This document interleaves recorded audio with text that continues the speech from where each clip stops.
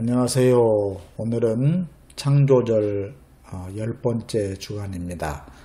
하나님 사랑, 이웃 사랑이라고 하는 제목으로 말씀을 전하겠습니다. 이 제목을 한번 따라서 해볼까요? 하나님 사랑, 이웃 사랑. 네, 오늘 말씀은 요한일서 5장 1절에서 2절입니다. 이 말씀을 같이 읽도록 하겠습니다. 시작. 요한일서 5장 1절.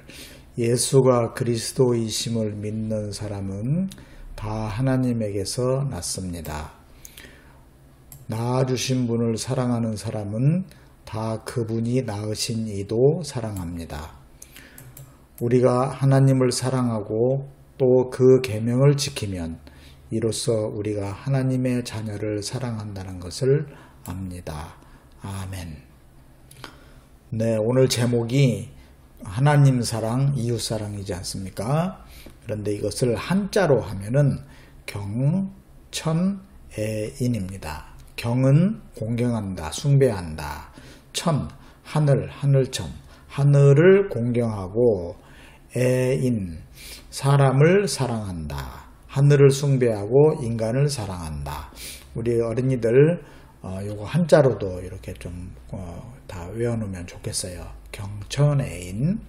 그런데 이 경천애인이란 말은 우리 민족도 경천애인이란 말을 사용하고 실천했다고 합니다.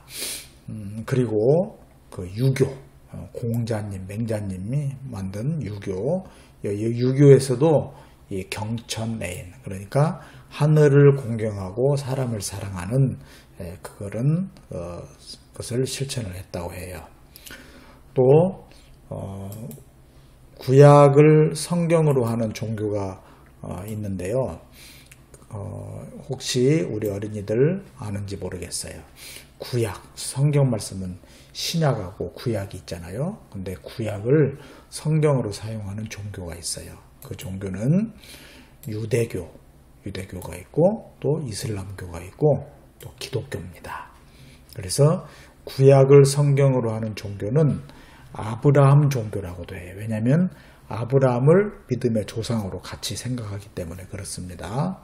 그런데 이 구약을 성경으로 하는 그런 종교들이 이제 구약에 율법이 있지 않습니까? 율법이 있어요. 그 율법의 정신은 뭐냐면 예수님께서 율법을 가장 큰 계명을 두 가지로 말씀을 해주셨는데, 첫째는 하나님을 사랑하라. 둘째는 이웃을 사랑하라. 이것이 율법을 크게 두 가지로 딱 압축, 요약하면은 하나님을 사랑하라, 그리고 이웃을 사랑하라, 이렇게 요약할 수 있다. 이게 가장 큰 계명이다, 이렇게 말씀하셨거든요. 구약이 그래요. 그래서 구약을 성경으로 하는 그런 종교, 유대교, 이슬람교 이런 교회에서도 경천애인을 알고 있습니다. 그러니까 경천애인은 거의 모든 사람들이 다 알고 있는 그러한 그런 사상입니다. 앞서 설명한 것처럼 어떤 사람이 예수님의 말씀 가장 큰 계명이 뭐냐 이렇게 물으니까 예수님께서 뭐라 그러셨냐면, 첫째는 하나님을 사랑하라, 둘째는 이웃을 사랑하라, 이렇게 말씀을 하셨어요. 그런데 예수님은 율법을 완성하시는 분이세요. 그러니까 구약에 그런 율법이 있는데 그 율법을 완전하게 완성하시는 분이 예수님입니다. 그러니까 신약성경에는 예수님의 말씀이 있잖아요. 신약성경에서는 이 경천애인을 아주 명확하게 말씀을 해주는 거예요. 그래서 유대교의 구약의 율법보다 더 심오한 하나님 사랑, 이웃 사랑을 가르치고 있어요. 이게 우리 기독교 신앙의 핵심입니다. 자, 그러면 하늘을 공경하라, 하늘을 숭배하라 이렇게 되어 있는데, 하늘이 도대체 뭐냐? 우리 이런 말 혹시 어린이들 들어보지 않았는지 모르겠네요. 하늘이 두렵지 않느냐, 이렇게 여기 보면은 어떤 탤런트가 나와서 이런 대사를 하네요. 내 이놈, 하늘이 무섭지 않느냐, 하늘이 두렵지 않느냐. 자꾸 나쁜 짓을 하는 사람한테 하늘이 두렵지 않느냐 이렇게 말을 하는 거예요. 그러면 이 하늘은 우리가 보통 뭐 달도 있고 별도 있고 하는 우주 공간으로 생각하는데 지금 말하는 하늘은 그런 우주 공간이 아닙니다. 그 하늘은 하나님이 계신 곳입니다. 하나님이 계셔야 하늘이에요. 그런데 그 하나님이 어디 계시나요? 그 하나님은 저 멀리 우주 공간에 계시는 것이 아니라 여기에 계시는 거예요. 여기에 계시고 우주 공간에도 계시고 어디서나 하나님은 계시는데 특별히 지금 여기 계시는 것이죠.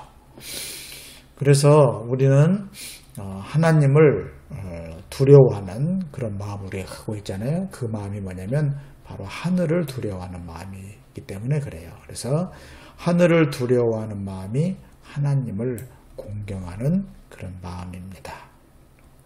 자, 그 다음에 사람을 사랑하라고 했잖아요. 하나님 사랑, 이웃 사랑.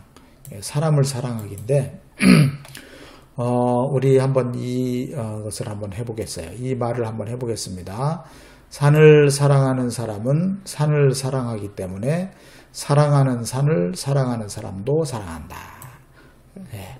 산을 사랑하는 사람은 산을 사랑하기 때문에 사랑하는 산을 사랑하는 사람도 사랑한다. 이것을 좀 빨리 해보면 어떨까요? 산을 사랑하는 사람은 산을 사랑하기 때문에 사랑하는 산을 사랑하는 사람도 사랑한다. 재밌죠? 게임으로 한번 해보세요. 자, 그런데 이것을 이렇게 한번 바꿔보고 싶어요.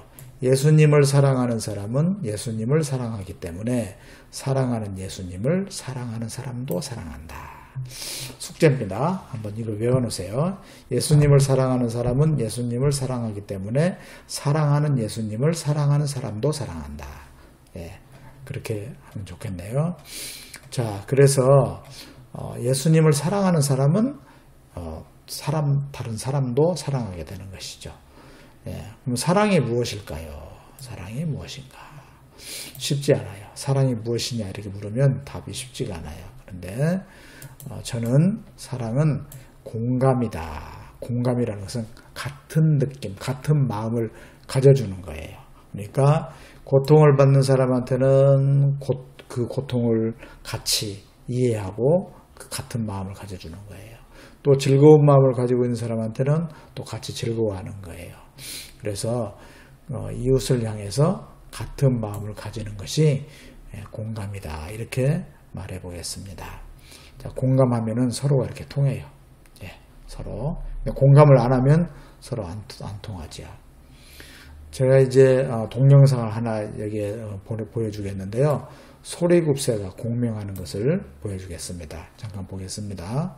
저는 이제 여기 있는 소리굽새를 친 다음에 바로 잡아서 여기 있는 소리를 없앨 거예요. 근데 여기에서 소리가 납니다.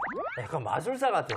여기서 사람이 사라지는데 여기서 나옵니다. 이런 마술사 같은 멘트를 해봐요. 바로 한번 해보겠습니다. 자, 준비해 주세요. 갑니다. 어이 뭐야? 소리가 들리죠? 아직 나. 한 번 더 보여드리겠습니다.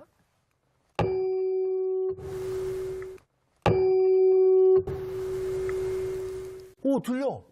들리죠? 아니 그러니까 왜 이렇게 되는지를 모르니까 답답해 미치겠네. 지금부터 좀 설명을 해드릴 건데요. 네. 소리굽새도 자연에서 만들어지는 구조 때문에 발생한 특정한 진동수가 있습니다. 네. 그 진동수가 여기 증폭을 통해서 바깥으로 나갔잖아요. 나갔지. 그럼 그 증폭이 다시 이 소리굽새와 만나면 그 진동의 에너지를 이 소리굽새가 흡수를 합니다. 흡수를 하면서 여기에서 다시 한번 진동을 만들어요. 이렇게 본인이 가지고 있는 어떤 대상이 가지고 있는 고유한 진동수를 가지고 서로 상호작용하는 거예요. 그러니까 여기에서 나온 이 진동 같은 게 예, 그러니까 한마디로 전달된 거네. 전달된 거죠. 정확하게 여기가 흡수를 한 거고요. 그 흡수하는 것이 진동이 다시 여기에서 증폭이 돼서 이쪽 소리로 나간 겁니다. 와. 이 현상을 우리가 과학에서 공명이라고 불러요. 우와, 진짜 신기하다. 여러분들 네, 이 소리곱새 공명을 잘 보았습니까? 주파수가 같으니까 서로 이렇게 공명, 서로 우는 같이 소리가 나는 거예요. 이게 주파수가 다르면은 공명하지 않습니다. 그러면 공감은 어떻게 이루어지느냐? 서로와 마음과 마음이 주파수가 같으니까 공명이 이루어지는 거예요.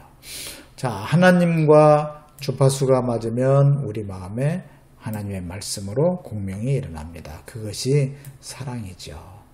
또 다른 사람을 사랑하면 서로 주파수가 맞아서 공명이 일어나는 거예요.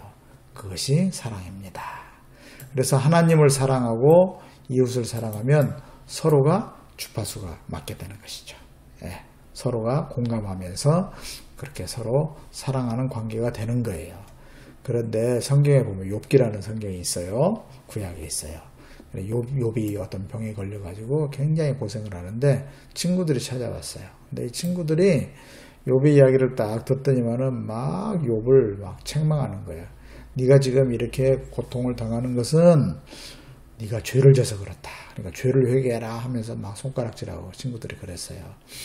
이것은 욥의 그 마음을, 욥의 어떤 상태를 전혀 공감하지 않는 그런 것입니다. 그래서는 안 되겠죠? 공감하면서 살도록 합시다. 자, 우리가 할 일. 첫째, 하나님을 진심으로 공경하기.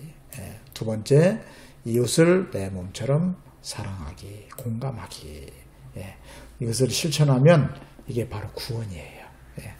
신구약 성경 말씀은 또 예수님이 이 세상에 오신 것은 하나님을 사랑하고 이웃을 사랑하자라는 것을 우리가 잘 실천할 수 있도록 그렇게 해주시기 위해서 오신 것입니다.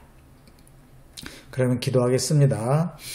예수님, 하나님을 사랑하는 사람은 이웃도 사랑한다는 것을 배웠습니다. 그리고 이웃을 사랑하는 사람이라야 하나님을 사랑하는 것이라는 것도 알았습니다. 우리도 경천 애인을 늘 실천하겠습니다. 예수님의 이름으로 기도합니다. 아멘. 네, 말씀 듣느라고 수고했습니다. 매주 하나님께 예배드리고 하나님의 말씀대로 살도록 합시다. 안녕히 계세요.